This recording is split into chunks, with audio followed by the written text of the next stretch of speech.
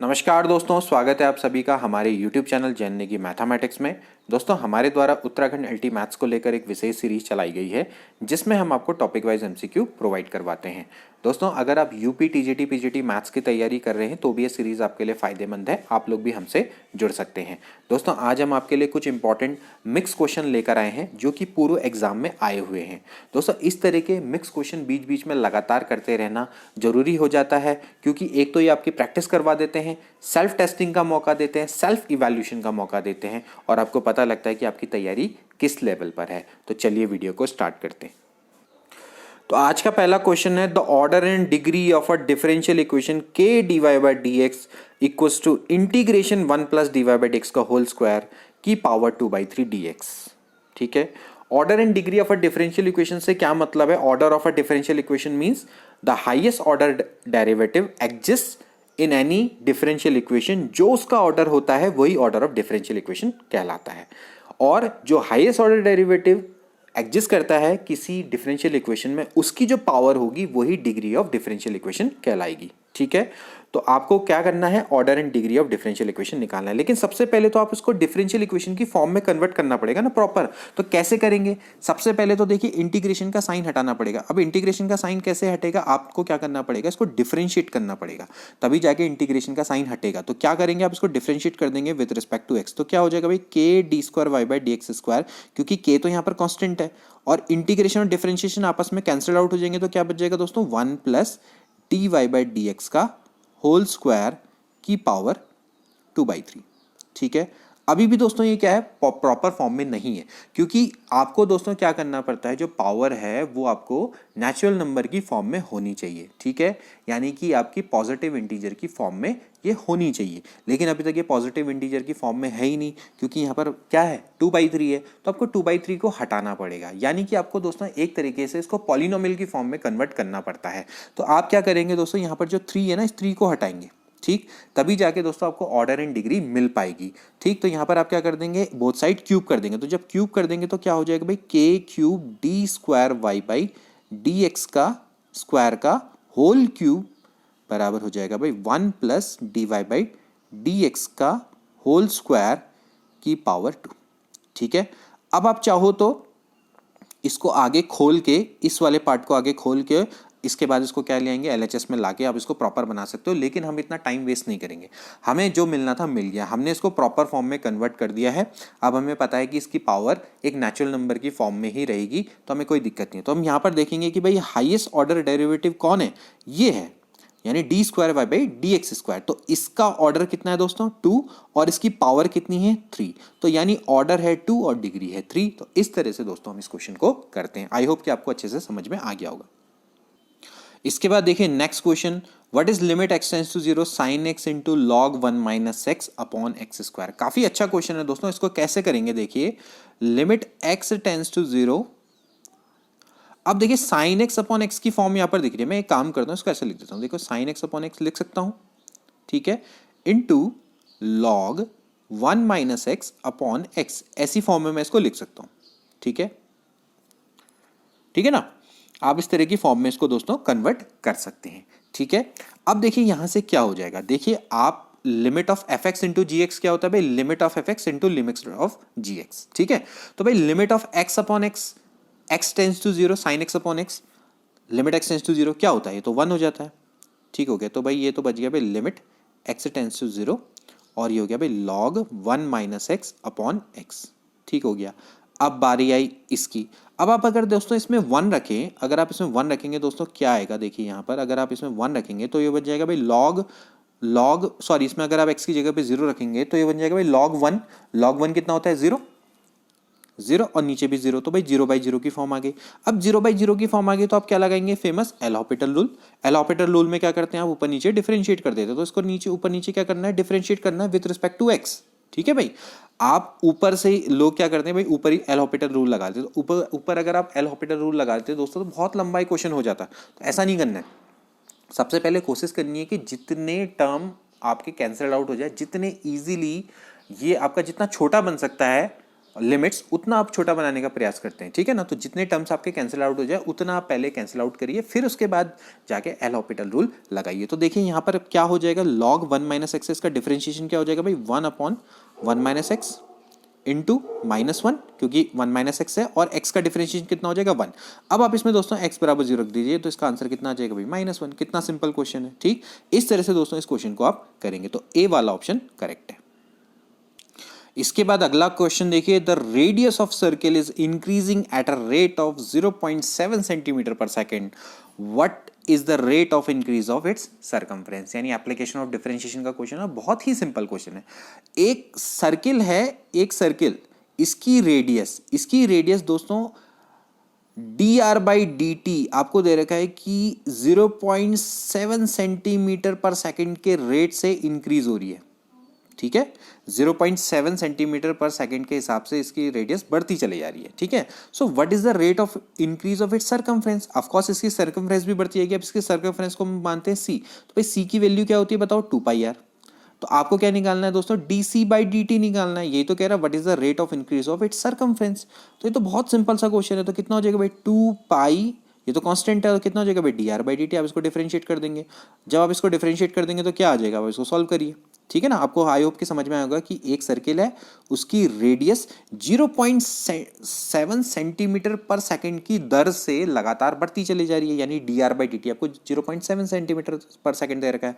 बस आपने क्या करना है, आपने उसकी सरकमफ्रेंस का रेट ऑफ इंक्रीज निकालना है बस। तो सरकमफ्रेंस क्या होती है भाई 2πr, ठीक। तो इस जगह भाई D C by D T बराबर 2π into D R by D T. तो 2π into D R by D T की वैल्यू कितनी है दोस्तों 0.7। अब पाई की वैल्यू यहाँ पर रख दीजिए, पाई की वैल्यू हम क्या मानते हैं 22/7 अप्रोक्सीमेटली, वही करना है यहाँ पर, सही रहेगा, ठीक है। तो भाई देखो 7 से 7 कट जाएगा, यहाँ पर बच जाएगा 0.1। अब 22 दूनी होता है 44, 44 इंटू 0.1 यानी कितना हो गया भाई 4.4 क्या आएगा दोस्तों सेंटीमीटर पर सेकंड, क्योंकि जो सरकमफ्रेंस होता है वो भी आपकी एक तरीके की क्या लेंथ है, तो उसका भी क्या आ जाएगा भाई सेंटीमीटर पर सेकंड। तो 4.4 सेंटीमीटर पर सेकंड। इसी तरह से आपसे कोई कहता है भाई एरिया का निकालो, तो एरिया की जगह पे क्या लिख देते भाई πr², ठीक है ना। और फिर इसको क्या कर देते हैं डिफरेंशिएट कर देते, ठीक। तो इस तरह से दोस्तों इस क्वेश्चन को किया जाता है। तो बहुत सिंपल सा क्वेश्चन है, इसमें तो खैर कुछ करना ही नहीं था, ठीक। इसके बाद नेक्स्ट क्वेश्चन देखिए, if limit x tends to 1 x की power 4 minus 1 upon x minus 1 बराबर है limit x tends to k x cube minus k cube upon x square minus k square, जहां पर k does not equal to 0 है, what is the value of k। कितना simple question है, बहुत ही simple question. अब आप देखिए x बराबर यहाँ पर 1 रख देंगे तो कैसी फॉर्म आ जाएगी 0/0 की फॉर्म आ जाएगी। देखिए आप limit x tends to 1 x की power 4 minus 1 upon x minus 1, अगर आप इसमें 1 रख देंगे तो दोस्तों कौन सी फॉर्म आएगी 0/0 की फॉर्म आएगी। अगर ये 0/0 की फॉर्म आएगी तो क्या लगाओ एल हॉपिटल रूल लगाओ। तो एल हॉपिटल रूल से क्या हो जाएगा, ये हो जाएगा भाई x की पावर 4 का डिफरेंशिएशन क्या हो जाएगा भाई 4x क्यूब डिवाइडेड बाय कितना हो जाएगा 1, ठीक। अब इसमें रख देंगे तो इसकी वैल्यू कितनी आ जाएगी 4। ऑब्वियस सी बात है, इसकी वैल्यू वहाँ पर 1 रख देंगे तो 4 आ जाएगी।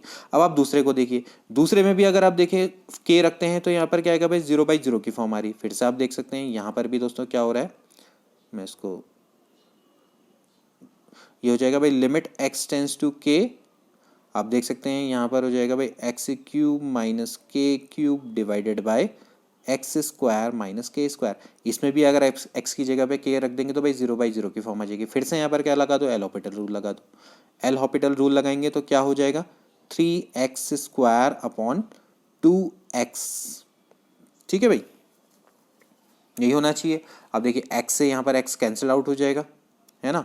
और यहाँ पर आप क्या रख देंगे k रख देंगे, तो यहाँ पर जब आप k रख देंगे तो एक्चुअली कितना आ जाएगा भाई 3/2k आ जाएगा। अब ये और ये दोनों बराबर है, तो भाई 3/2k बराबर आपका कितना हो गया 4। तो भाई k बराबर कितना आ जाएगा भाई 8/3। तो इस तरह से इसका राइट आंसर कितना हो गया 8/3, ठीक। अब ये तो मैं आपको दिखाने के लिए कर रहा हूँ, एग्जाम में तो हम क्या करते हैं भाई सीधे सीधे ऊपर नीचे डिफरेंशिएट बराबर रख देते दोनों को और लिमिट करके तुरंत 2 मिनट में आंसर आ जाता, ठीक है। तो आपने इसी तरह से क्वेश्चन को करना है बहुत जल्दी जल्दी। अब इसी पर बेस एक और simple question, limit x tends to 1 x plus x square plus x cube minus 3 upon x minus 1, इसकी वैल्यू को निकालना है। फिर से आप देखिए अगर इसमें 1 रखेंगे तो भाई ऊपर आ जाएगा भाई 3 minus 3 upon 1 minus 1 that is 0/0। तो फिर से आपकी 0/0 की फॉर्म आ गई। इसमें करना क्या, एल हॉपिटल लगा दो। एल हॉपिटल से लगाएंगे तो भाई लिमिट एक्स टेंस टू 1, कुछ करना नहीं है इसमें, ये हो जाएगा 1 प्लस ये हो जाएगा भाई 2x प्लस 3x² अपॉन, क्योंकि 3 का तो डिफरेंशिएशन 0 हो जाएगा, नीचे आ जाएगा 1। अब इसमें रख दीजिए भाई 1 + 2 + 3, तो 1 + 2 + 3 कितना होता है 6, तो 6 इसका राइट आंसर है। इसके बाद अगला question, 2 adjacent side of a parallelograms are 2i - 4j + 5k and i - 2j - 3k, what is the magnitude of dot product of vector which represent its diagonal? आपके पास दो एडजेसेंट साइड दे रखी है parallelogram की और आपको मैग्नीट्यूड निकालना है dot product of vectors which represent its diagonal, मतलब कि आपको इसके डायगोनल का डॉट प्रोडक्ट निकालना है। तो भाई बहुत इजी सा क्वेश्चन है, कुछ ही नहीं, आपको मैं ऐसे बताता हूँ। जैसे ये सपोज करो ये आपके पास एक पैरेललोग्राम है, ठीक है, पैरेललोग्राम लॉ पढ़ा है ना आपने, कोई दिक्कत नहीं है इस क्वेश्चन में। देखिए ये आपका अगर ए है, सपोज करो ए के वैक्टर है, ये ए है, ठीक है, ये वैक्टर आपका बी है, ठीक है, तो ये वेक्टर भी आपका कितना होगा दोस्तों बी, और ये वेक्टर भी आपका कितना होगा ए होगा, ठीक है, इतना तो पता है। अब इसके बाद दोस्तों ये जो रिप्रेजेंट है ये किसको रिप्रेजेंट करेगा, देखिए ये आपका रिप्रेजेंट करेगा ए प्लस बी को, ठीक है। देखिए अगर ये ए है ये बी है तो ये दोस्तों इस डायरेक्शन में रिप्रेजेंट करेगा ए प्लस बी को, ठीक है। आपको मैं बेसिक नॉलेज देता हूँ। ये इस तरह से मानिए कि जैसे सपोज करो एक बंदा यहाँ ए है, बी है, सी है, डी है। एक बंदा ए से बी पर गया, बी से सी पर गया, एक्चुअली वो ए से सी पर गया, समझ में आया, ठीक। अब देखो यहाँ से ये वाला डायगोनल देखो, ये वाला डायगोनल, ठीक है। अब आप इसको कैसे रिप्रेजेंट करोगे, देखो ये आपका कैसे रिप्रेजेंट होगा, देखो एक बंदा आपका यहाँ पर, ये देखिए ये बी वाला पोर्शन इधर को है, ठीक है। तो मैं एक काम कर सकता हूँ इसमें, देखिए ये वाला जो है, ये जो डायगोनल है यानी बी डी है, ये किसको रिप्रेजेंट करेगा। देखिए दोस्तों ये अगर आपकी बात करें तो ये आपका रिप्रेजेंट करेगा ए माइनस बी को, ठीक है। आप इसको इस तरह से कह सकते हैं कि भाई देखो ये बंदा यहाँ से क्या किया, ए माइनस बी को क्या करता है, रिप्रेजेंट करता है। कैसे करेगा, देखिए ये वाला आपका क्या है, ए है, ठीक है, ये बंदा यहाँ से यहाँ गया और ये आपका एक्चुअली गया, सॉरी मैंने ए माइनस बी नहीं, एक्चुअली होगा बी माइनस ए, सॉरी बी माइनस ए, ठीक है। बी माइनस ए को क्या करेगा, ये रिप्रेजेंट करेगा, ठीक है, ठीक है दोस्तों। तो ये किसको रिप्रेजेंट करेगा, मैंने बोला किसको, बी माइनस ए को, ठीक है। क्योंकि आप देख सकते हैं जैसे बी माइनस ए को कैसे रिप्रेजेंट करेगा, देखिए आपका ये ए है तो इधर की साइड को क्या होगा, माइनस ए होगा, ठीक है। तो यहां से देखिए माइनस ए और फिर ऊपर को गया बी, तो माइनस ए प्लस बी एक्चुअली क्या हो गया, ये वाली जो डायरेक्शन होगी क्या होगी, बी माइनस ए होगी। ये जो नीचे वाली डायरेक्शन है वो ऑफकोर्स क्या हो जाएगी, बी माइनस हो जाएगी, मतलब सॉरी ए माइनस बी हो जाएगी, ठीक है। ठीक, इस तरह से आप समझिए ना, डायरेक्शन का खेल है बस, और कुछ ही नहीं है, डायरेक्शन का खेल है, ठीक। तो यहाँ पर आप इसको देख सकते हैं, जैसे मैं आपको इसको मिटा के दिखाता हूँ, एक बार आपको इस कॉन्सेप्ट को क्लियर करवा देता हूँ। देखिए फिर से मैं आपको समझाता हूँ, जैसे कि ये है ए, ये है बी, ये है सी, ये है डी, ठीक है। अब ये इस डायरेक्शन में, ये इस डायरेक्शन में है, ठीक है, ये ए है, ये बी है, तो ये वाली जो डायरेक्शन होगी आपकी क्या होगी, ए प्लस बी होगी, ठीक है। एंड ऑफ कोर्स नीचे वाली क्या होगी, माइनस ऑफ बी प्लस ए, ठीक है। अब आप ये वाली डायरेक्शन भी बी है, ठीक, और ये वाली डायरेक्शन भी ए है, ठीक है। अब आपको ये वाली डायरेक्शन निकालनी है, चाहे ऊपर वाली निकालनी है, तो ऊपर वाली के लिए आपको क्या करना पड़ेगा, देखिए दोस्तों क्या होगा, ए और ये वाला यानी ए प्लस बी डी बराबर होगा बी, ए प्लस बी डी बराबर बी। तो ए प्लस बी डी बराबर अगर बी है, देखिए ए प्लस बी डी बराबर अगर बी है तो भाई बी डी बराबर क्या हो जाएगा, बी माइनस ए, यानी जो ऊपर वाली डायरेक्शन है वो क्या होगी, बी माइनस होगी, ठीक है। तो अगर नीचे वाली लेंगे तो क्या आएगी, ए माइनस बी आ जाएगी, उल्टा हो जाएगा इसका, ठीक है। इस तरह से आप इसको समझ जाइए। तो अभी हमें क्या करना है, डायगोनल निकालना है, डायगोनल का प्रोडक्ट निकालना है। तो आप कुछ मत करिए, आप क्या करिए, पहले ए प्लस बी निकालिए, ठीक है, और एक ए माइनस बी निकालिए, ठीक है। करना तो आपको प्रोडक्ट ही है ना दोनों का, डॉट प्रोडक्ट करना, उसके बाद उसका मॉडुलस लेना। तो आप इस सिंपली ये समझिए कि भाई जो पैरेललोग्राम है उसके डायगोनल क्या होते हैं, ए प्लस बी और ए माइनस बी, बस आप इस रूल को ध्यान में रखना, ठीक है। तो अब क्या हो जाएगा, देखिए आपने क्या करना है, पहले दोनों को प्लस कर देना और फिर दोनों को क्या कर देना है, सबट्रैक्ट कर देना। तो भाई करो, इन दोनों का ऐड क्या हो जाएगा बताइए, एक डायगोनल D1 मान लेते हैं इसको, क्या हो जाएगा, इन दोनों को ऐड करो, कितना होगा भाई 2i प्लस आई, यानी कितना हो गया 3i, ठीक है, और माइनस 6j और 5 में से 3 गया यानी 2k, ठीक है। अब ऐसे ही इसके बाद क्या करना है, दोनों का सब्ट्रैक्शन, सब्ट्रैक्शन को क्या करेंगे भाई D2 से रिप्रेजेंट करेंगे। तो भाई क्या हो जाएगा भाई 2i minus I that is I, और ये हो जाएगा माइनस 2j, ठीक है, 4j में से 2j माइनस करना है, ठीक है, और फिर इसके बाद 5 में से 3 गया यानी माइनस में, तो 8 हो जाएगा। ओके, अब इसके बाद क्या करना है आपको दोस्तों, इनका डॉट प्रोडक्ट निकालना है। ठीक, तो इनका डॉट प्रोडक्ट निकालिए, हो जाएगा भाई d1 dot d2। d1 dot d2 का मतलब है उसको डॉट प्रोडक्ट करिए। अब डॉट प्रोडक्ट कैसे करते हैं, सिर्फ i का i के संग, j का j के संग और k का k के संग। तो यानी कितना हो जाएगा 3, 6 दूनी कितना होता है 12, प्लस 8 दूनी होता है 16। ठीक है ना, इसका इससे, इसका इससे, इसका इससे, क्योंकि भाई आपको पता है आई डॉट जे 0 हो जाता है, आई डॉट के 0 हो जाता है, तो बस आपको क्या करना है, आई को ही देखना है और कोई मतलब नहीं है। तो ये कितना हो गया 28 और 3 कितना हो गया 31, बस इसका आंसर कितना हो गया 31।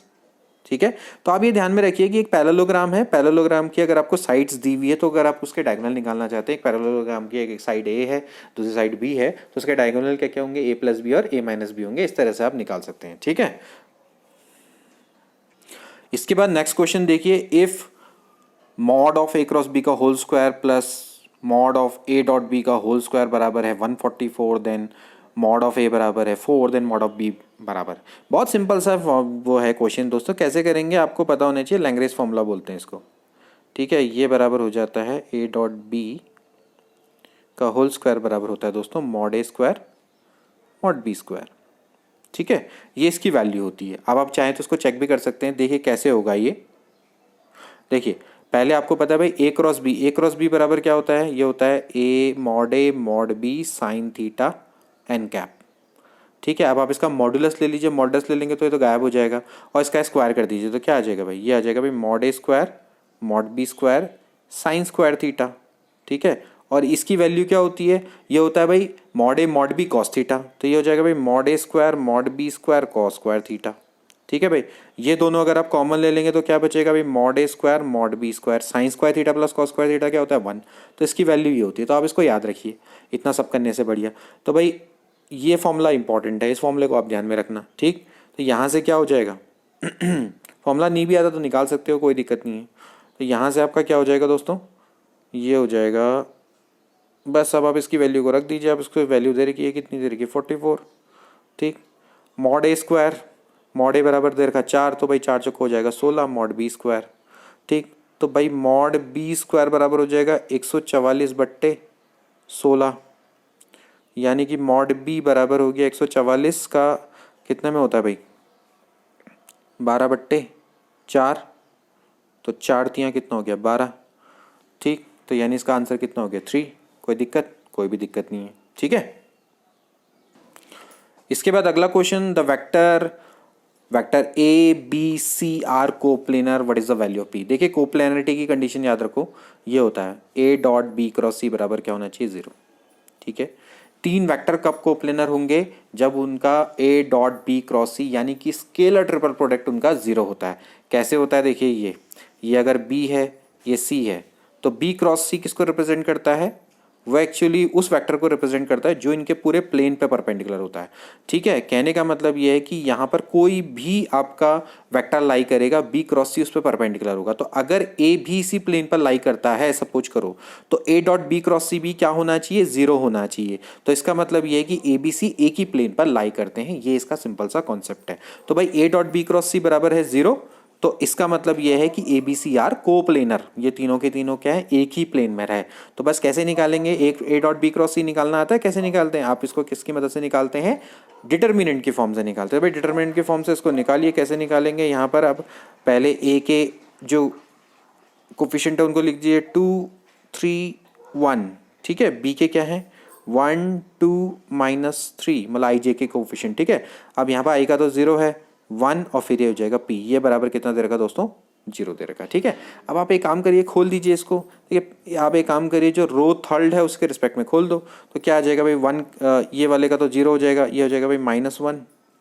ठीक है, और इसको खोल दीजिए, हो जाएगा भाई -6 -1। ठीक है, और प्लस फिर हो जाएगा भाई पी के रिस्पेक्ट में खोलेंगे तो ये आ जाएगा भाई 2 2 जा होता है भाई 4 +3 इक्वल्स टू 0, एंड 6 और एक साथ ही होता है, तो यहाँ पर कितना हो गया भाई +7 आ गया, 7 + 7 पी बराबर 0 हो गया। तो भाई पी बराबर कितना आ गया दोस्तों -1 आ गया। ठीक है, तो -1 इसका राइट आंसर। एक बार देख लेते हैं कहीं गलती ना हो, ठीक है, इसका यहाँ पर क्या है प्लस, इसका माइनस और इसका भी प्लस। ठीक है, तो कोई दिक्कत नहीं, -1 और यहाँ पर कितना हो जाएगा -6 और -1 प्लस p इंटू 2 जा होता है भाई 4 और ये कितना हो जाएगा ऐड हो जाएगा। ठीक हो गया, कोई दिक्कत नहीं है। तो यहाँ पर आपका p बराबर कितना आ गया -1 आ गया। ठीक, तो -1 इसका राइट आंसर है, बी वाला ऑप्शन बिल्कुल करेक्ट। इसके बाद अगला क्वेश्चन दोस्तों, what is the equation of a plane which cuts and intercept 5 units on z axis and is parallel to x y plane. बहुत सिंपल सा क्वेश्चन है। What is the equation of plane which cuts and intercept, intercept आपको दे रखा है Z axis में 5 units का काटता है और parallel to x y plane है। अगर ये प्लेन पैरेलल है एक्स वाई प्लेन के दोस्तों, तो इसके एक्स और वाई कोऑर्डिनेट तो अपने आप ही 0 हो जाएंगे। ठीक है, तो रहेगा कौन, जेड एक्सिस ओनली। ठीक है, तो भाई आपने इंटरसेप्ट का फॉर्मूला पढ़ा है, क्या होता है भाई, X upon A plus Y upon B plus Z upon C बराबर कितना होता है 1। तो ठीक है, इसके एक्स वाई वाले पार्ट तो रहेंगे नहीं क्योंकि खुद वो एक्स वाई प्लेन के पैरेलल है। तो भाई क्या रहेगा भाई, z अपॉन सी बराबर कितना हो जाएगा 1। तो z बराबर c, अब आपको c की वैल्यू कितनी दे रही है दोस्तों 5, तो z अपॉन सी यानी z बराबर आपका कितना हो गया 5। यहाँ पर c की जगह पे क्या रख देंगे 5, तो भाई z बराबर 5, ये इसका राइट आंसर है। ठीक, इसको आप ऐसे भी समझ सकते हैं दोस्तों फिगर से, जैसे कि ये आपका, ये देखिए ये आपकी क्या है दोस्तों, ये एक्स एक्सिस है, ये वाई एक्सिस है, जेड एक्सिस है। ठीक है, तो अब यहाँ पर क्या है कि जो आपका प्लेन है, ये प्लेन एक सेकेंड, ये जो दोस्तों प्लेन है वो इस तरह से है, बिल्कुल आपके एक्स और वाई के बिल्कुल पैरेलल है। ठीक है, एक्स और वाई के बिल्कुल पैरेलल है। तो भाई इसकी जो डिस्टेंस है अब आपकी सिर्फ किससे रह जाएगी भाई, आप इसकी सिर्फ यही वाली डिस्टेंस तो मेजर कर पाएंगे ना, ये वाली, जो ये वाली। ठीक है, इसके अलावा आपका क्योंकि ये खुद ही आपका क्या है एक्स और वाई प्लेन, इसको आप ऐसे कर सकते हैं, देखिए इसका बिल्कुल पैरेलल आप ऐसे बना सकते हैं। तो जब ये खुद ही एक्स वाई प्लेन पर हो गया, तो फिर अब आप इसकी क्या रहेगी भाई, इससे इसकी आप डिस्टेंस किससे मेजर करेंगे, जेड से ही तो मेजर कर पाएंगे ना। तो भाई एक्स वाई प्लेन तो ये स्वयं ही हो गया, तो भाई आपकी एक्स और वाई से इसकी जो डिस्टेंस है वो तो मेजर ही नहीं हो पाएगी, वो तो 0 0 हो जाएगी। ठीक है, तो इसलिए क्योंकि ये स्वयं में एक्स वाई प्लेन है, तो इसका सिर्फ आपका क्या निकलेगा, जेड वाला पार्ट निकलेगा। तो भाई जेड बराबर 5 हो गया बस। इसके बाद अगला question, if a cap is a unit vector in x y plane making an angle 30 degree with the positive x axis, then what is a vector equals to. बहुत सिंपल सा क्वेश्चन है, फिर से देख लीजिए, मैं आपको फिगर से बता देता हूँ। यहाँ पर ये सपोज करो दोस्तों आपके पास एक्स और वाई एक्सिस है, क्योंकि ये एक्स हो गई, ये वाई एक्सिस हो गई। अभी एक्स वाई प्लेन पे लाई कर रहा है, तो ऑफकोर्स इसका जो जेड वाला पार्ट है वो 0 हो जाएगा। ठीक है, ये वेक्टर की बात हो रही है, यहाँ पर प्लेन नहीं है। ठीक है, ये कोई वेक्टर है, ये देखिए सपोज करो इसको मैं ए मान लेता हूँ। तो ये आपसे कह रहा है कि ये आपका positive direction of x axis से 30 डिग्री का एंगल बना रहा है ये। ठीक है, तो इसको हम ए मान लेते हैं। तो ऑफकोर्स ये आपका क्या होगा, इसका मॉड्यूलस ऑफ ए। अब मॉड्यूलस ऑफ ए एक्चुअली कितना और दे रखा है आपको दोस्तों, 1 दे रखा है, ये आपको कह रखा है। ठीक है, तो बस आपने क्या निकालना है यहाँ से यहाँ से आपने क्या निकालना है कि भाई ए कैप की वैल्यू क्या होगी। आप इसको निकाल सकते हैं, कैसे निकालेंगे आप, डायरेक्शन कोसाइंस की मदद से निकाल सकते हैं, नॉर्मल भी निकाल सकते हैं। डायरेक्शन कोसाइंस की मदद से निकाल लो। क्या करेंगे आप, डायरेक्शन कोसाइंस कैसे निकालते हैं दोस्तों, आप कॉस, देखिए ये एंगल 30 है, तो ये एंगल कितना होगा 60। तो भाई क्या होगा, इसके डायरेक्शन कोसाइंस क्या क्या हो जाएंगे, एक तो आपका क्या हो जाएगा भाई cos 30। ठीक है, और दूसरा क्या हो जाएगा भाई cos 60, है ना। तो क्या होता है फॉर्मूला, ये होता है r cos 30 i r cos 30 j। ठीक है ना, यहाँ पर आप इसके डीसी की मदद से इसको आप आसानी से निकाल सकते हैं। ठीक है, तो यहाँ से दोस्तों क्या हो जाएगा इसका आंसर, ये देखिए आप कर सकते हैं इसको, देखिए क्या हो जाएगा भाई r देखिए r की जगह पे क्या है भाई मॉड r यानी मॉड ए दैट इज 1। तो ये हो जाएगा भाई cos 30 i और ये हो जाएगा प्लस cos 30 cos 60 j, है ना। और प्लस वैसे देखा जाए तो इससे कितने डिग्री पर है, 90 डिग्री पे, तो cos 90 के, तो cos 90 तो 0 हो जाता है, तो कोई मतलब ही नहीं है। cos 30 की वैल्यू कितनी होती है, √3/2 i प्लस 1/2 j। इस तरह से दोस्तों हम इसको निकालते हैं। अदरवाइज इसको आप दूसरी टेक्निक से भी निकाल सकते हैं। ये आपका इस तरह से यहाँ से परपेंडिकुलर डाल देंगे। ठीक है, और क्योंकि 2 डायमेंशन में तो कोई दिक्कत नहीं, लेकिन 3 डायमेंशन का बहुत इंपॉर्टेंट होता है। तो मैंने आपको 3 डायमेंशन के एस्पेक्ट से बताया कि कभी आपको 3 डायमेंशन का निकालने का आएगा तो कैसे करेंगे। ठीक है, तो r का मतलब समझते हैं ना, r is for radius vector, यहाँ पर r की वैल्यू, तो ये आपकी क्योंकि दोस्तों क्या आपकी एक रेडियस टाइप की है ना, ये रेडियस बना रहा है, तो इसलिए इसको रेडियस वेक्टर भी बोला जा सकता है। तो इसलिए जो r होता है वो एक्चुअली क्या होता है, इसका मॉडुलस होता है जो ये वेक्टर। तो आपको एक यूनिट वेक्टर दे रखा, तो इसका मॉडुलस क्या हो जाएगा 1 हो जाएगा, कोई दिक्कत नहीं। तो यहाँ पर क्या हो जाएगा कि आप एक काम कर सकते हैं, जैसे मैंने यहाँ पे आपको बताया कि यहाँ पर से आप इसको ऐसे ज्वाइन करेंगे तो आप बना सकते हैं। देखिए ये वाला आपका कितना होगा पार्ट, ये होगा a cos 30 और ये आपका कितना हो जाएगा a sin 30। तो कैसे बनता है, ये बनेगा a cos 30 i plus a sin 30 j। फिर भी उसकी वैल्यू दोस्तों कितनी आएगी, इतनी आएगी। आप देख सकते हो a cos 30 I plus a sin 30j। लेकिन ये 2 डायमेंशन में काम करता है फॉर्मूला। 3 डायमेंशन वाले के लिए आप क्या करिए, हमेशा से जो हम निकालते हैं DC यानी डायरेक्शन कोसाइंस, इनका प्रयोग करें तो ज़्यादा अच्छा रहेगा। ठीक, तो इस तरह से देखेंगे तो इसका आंसर कितना आ जाएगा, √3i, यानी ए वाला ऑप्शन इसका करेक्ट बैठता है। ठीक है, ए वाला ऑप्शन इसका करेक्ट है। इसके बाद एक बहुत अच्छा question, if the line has direction ratio तो what is the sum of the square of its direction cosines. देखिए, अगर एक लाइन के direction cosines L, M, N है तो उनके स्क्वायर का सम आपका कितना होता है, 1 होता है। ये फॉर्मूला आप ध्यान में रखियो। ठीक है, अब अगर सोचो, अगर किसी के डायरेक्शन रेशियो लाइन के ABC हैं तो आप उसको क्या कर सकते हैं, डायरेक्शन कोसाइंस में कन्वर्ट कर सकते हैं। कैसे करेंगे, इनके स्क्वायर करके ऐड करके उसके स्क्वायर रूट से डिवाइड कर देंगे। ठीक है, यानी कि a² + b² + c² के स्क्वायर रूट से डिवाइड कर दो। ठीक है, ये इसी तरह से c अपॉन कितना हो जाएगा, a² + b² + c²। ये बन गए दोस्तों डायरेक्शन कोसाइंस। ये थे डायरेक्शन रेशियो, ये dr था, ये बन गया dc। अब आप इन तीनों का स्क्वायर करके ऐड करेंगे तो 1 आ जाएगा। ठीक, तो यहाँ पर भी वही करना था। यहाँ पर हम क्या करेंगे, a + b upon √a + b का whole square plus b + c का whole square plus c + a का होल स्क्वायर। अब इतना हम क्यों करें, क्योंकि हमें तो पता ही ना कि भाई sum of square of direction cosines तो हमेशा 1 होता है। लेकिन ये फिर भी मैं आपको इसलिए बता रहा हूँ ताकि कभी ऐसा आगे कि भाई डायरेक्शन कोसाइन निकालो dr की मदद से, तो ऐसे निकालते हैं। इस फॉर्मूले को याद कर लेना। ठीक है, तो यहाँ पर से इसका आंसर कितना आएगा, 1। बाकी हमें कुछ सोचने की जरूरत ही नहीं है। हमेशा याद रखना कि the sum of square of direction cosines is always equals to 1।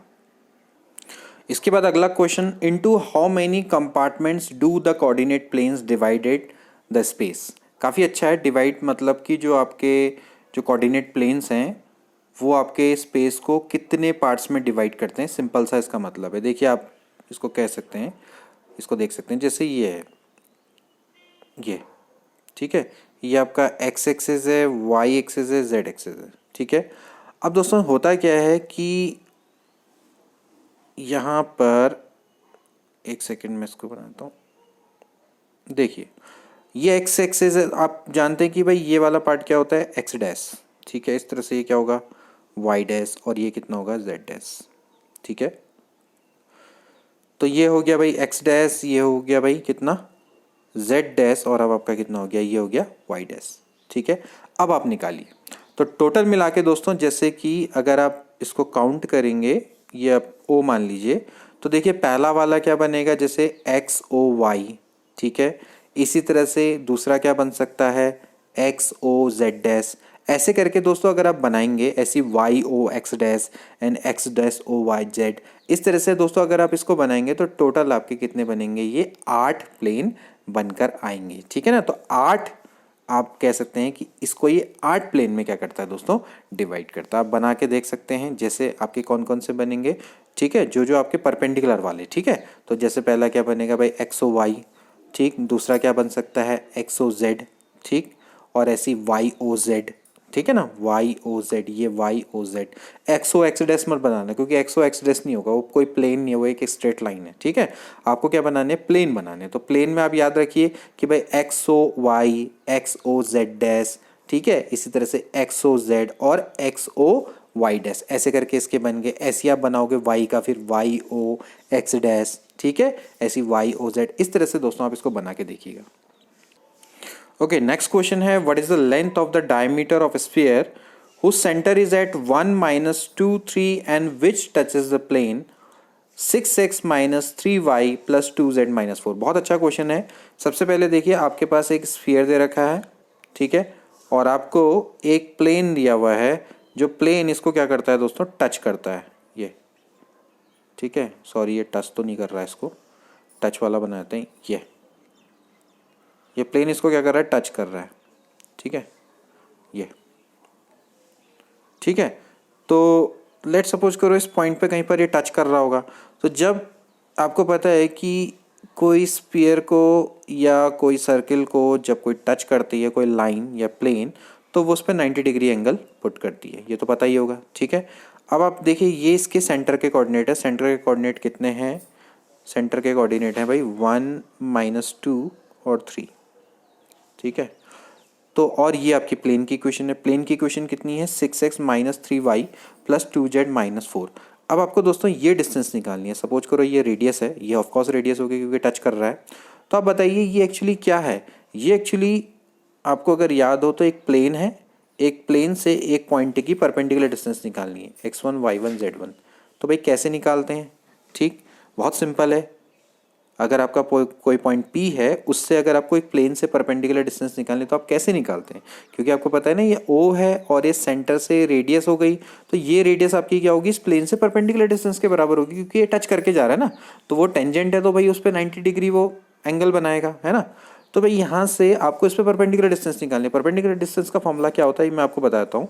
वो होता है जैसे प्लेन है आपका ax plus B Y plus C Z plus D बराबर 0 प्लस डी बराबर 0। तो इस पर परपेंडिकुलर डिस्टेंस का फॉर्मूला ये होता है, भाई A X one plus B Y one plus C Z one plus D upon under root of A square plus B square plus C square. इस फॉर्मूले का दोस्तों हम यहाँ पर उपयोग करने वाले हैं। तो देखिए आप कैसे करेंगे, थोड़ा मैं इसको छोटा कर देता हूँ। अब आपको दिख रहा होगा यहाँ पर से, देखिए क्या हो जाएगा।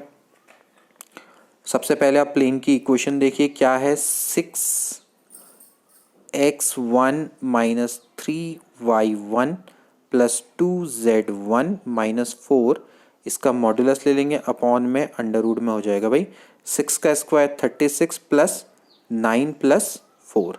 ये बराबर किसका आएगा दोस्तों? रेडियस के बराबर आएगा, ठीक है। ये रेडियस के बराबर आएगा। अब आपको x1 y1 z1 इसकी वैल्यू पता है कितनी है? ये है 1 माइनस 2 3, रख दीजिए। ये हो जाएगा भाई 6 माइनस 2 का मतलब हो गया भाई प्लस 6, यहाँ पर अपने माइनस 2 रखना है, और फिर यहाँ पर हो जाएगा भाई 3 2 just 6 माइनस 4 का मॉड, ठीक है, डिवाइडेड बाय 36 4 होता है 40, ये हो गया 49 या 7 हो जाएगा, ठीक है।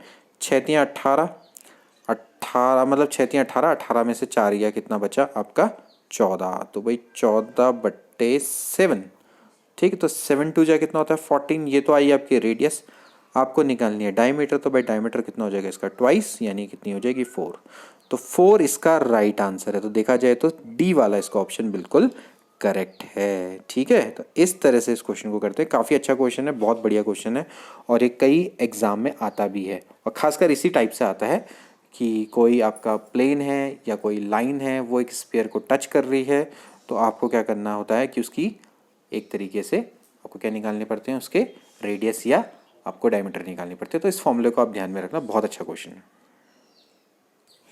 इसके बाद next question, if 3x minus 4y minus 5 बराबर 0 and 3x minus 4y plus 15 are the equation of pair of opposite side of square, then what is the area of square. बहुत अच्छा क्वेश्चन है। किस तरह से करेंगे? पहले आप एक स्क्वायर बनाइए, देखिए, एंड ऑफ कोर्स ये आपकी लाइन आपस में क्या है? पैरेलल है। आप देख सकते हैं कि इनमें सिर्फ किसका डिफरेंस है? ax प्लस बी वाई तो सेम है 3x माइनस 4y, इसमें जो d है उसका डिफरेंस है, यानी c1 और c2 इसका डिफरेंस है। तो भाई आपको पेयर ऑफ लाइन आपको दे रखी है जो कि आपकी पैरेलल्स हैं, ठीक है ना। ये आपकी लाइन पैरेलल है। तो देखिए यहाँ पर इसको किस तरह से करेंगे। आपको यहाँ पर दे रखा है भाई ये आपका 3x माइनस 4y माइनस 5 मान लेते हैं, ठीक है। और ये आपकी क्या होगा भाई? 3x माइनस 4y प्लस 15, ठीक है। अब आपको क्या करना है? ये बराबर 0 है, ये बराबर 0 है। आपको क्या करना है? ये डिस्टेंस फाइंड आउट करनी है। अब ये डिस्टेंस क्या है? ऑफ कोर्स ये दोनों के यहाँ आपस में परपेंडिकुलर है, साफ साफ आपको दिख रहा है। अगर ये परपेंडिकुलर है तो दो पैरेलल लाइंस के बीच की परपेंडिकुलर डिस्टेंस निकाल देनी है। दो पैरेलल लाइंस के बीच की परपेंडिकुलर डिस्टेंस क्या होती है? इसका फॉर्मूला मैं यहाँ पर लिख देता हूँ। देखिए ये होता है भाई a1x plus b1y plus c1 बराबर 0, और दूसरी है आपकी a1x plus b1y plus c2 बराबर 0। तभी ये पैरेलल कराएंगे जब ये दोनों बराबर होंगे, ठीक है। ये तभी पैरेलल हैं। अगर ये a1 और a1 ये आपके सेम नहीं है, ये अगर आपका सेम नहीं है, तो ये लाइनें पैरेलल नहीं कहलाएंगी, ठीक है। तो अगर नहीं है तो आपको बनाना पड़ेगा, कभी कभार ऐसा भी होता है, ठीक। तो क्या करते हैं? कुछ कॉमन ले लेते हैं, ठीक। जो भी पैरेलल, जैसे अगर आपको कुछ कॉमन आ गया तो फिर उसके बाद हम उसके बाद ये फॉर्मूला अप्लाई कर देते हैं। तो फिर क्या हो जाएगा भाई? c1, इसका फॉर्मूला देख लीजिए, ये होता है भाई c1 माइनस c2 इसका difference upon under root of a1 square plus b1 square, बिल्कुल वैसा ही फॉर्मूला जैसा कि प्लेन वाला था। अब प्लेन वाले में भी यही फॉर्मूला होता है, जैसे कि अगर आपके प्लेन है और प्लेन में दो पैरेलल प्लेन के बीच की डिस्टेंस निकालनी है, तो यहाँ पर क्या हो जाएगा भाई, एक और फैक्टर आ जाएगा, वो क्या हो जाएगा भाई, यहाँ पर हो जाएगा a1 b1 c1, और यहाँ पर क्या हो जाएगा भाई, d1 माइनस d2 हो जाएगा। ठीक, तो चलो वो तो आगे की बात है, इसको छोड़ो। फिलहाल हम क्या करते हैं, लाइन का देखते हैं। तो लाइन का फॉर्मूला क्या है, c1 माइनस c2, ठीक है, c1 minus c2 upon under root a1 square plus b1 square. ठीक है, तो क्या हो जाएगा अब आप बताइए। देखिए यहाँ पर c1 कितना है 5 और ये है 15। ठीक है भाई, यहाँ से देख लीजिए c1 है -5 और c2 है 15, साफ साफ आपको दिख रहा है। तो भाई पहले दोनों का डिफरेंस निकालो, दोनों का डिफरेंस निकालेंगे तो कितना आ जाएगा भाई, 15 माइनस माइनस का 5 यानी +5 हो जाएगा, upon under root of a कितना है 3 9 और b कितना है 4 यानी उसका स्क्वायर 16। तो भाई 5 + 5 कितना होता है, सॉरी ये 20 है, अपॉन अंडर रूट, ये हो जाएगा भाई अंडर रूट 25। अंडर रूट 25 कितना होता है भाई, 5 होता है। 20 बाई कितना हो गया 5, 20 बाई 5 कितना हो गया भाई 4। ठीक है, तो यानी ये लेंथ आपकी आ गई 4। अब ये स्क्वायर है तो ये भी 4 होगा। अब इसका एरिया कितना हो जाएगा भाई, 4 का स्क्वायर दैट इज 16। तो 16 square unit is a right answer. ठीक है, तो कैसा लगा ये क्वेश्चन, है ना बढ़िया। तो इस तरह से दोस्तों इस क्वेश्चन को हम करते हैं, जैसे आपके पास दो लाइन दी हुई हैं। अब ये दो लाइन बिल्कुल पैरेलल हैं तो इनके बीच की डिस्टेंस निकाल लो। इनके बीच की जो डिस्टेंस होगी वो आपको क्या दे देगी, स्क्वायर की आपकी एक लेंथ दे देगी। अब आपको पता है कि भाई आपको एक लेंथ मिल गई एक स्क्वायर की, तो बस आपने क्या करना है, उसका एरिया क्या होता है भाई, ए स्क्वायर, लेंथ इंटू ब्रेथ, ए स्क्वायर ही मान लो। तो भाई यहाँ से क्या हो जाएगा, पहले आप इसकी डिस्टेंस निकालिए, c1 माइनस c2 का mod upon under root a1 square plus b1 square. Most important formula, इसको अपने ध्यान में रखना है। ठीक है,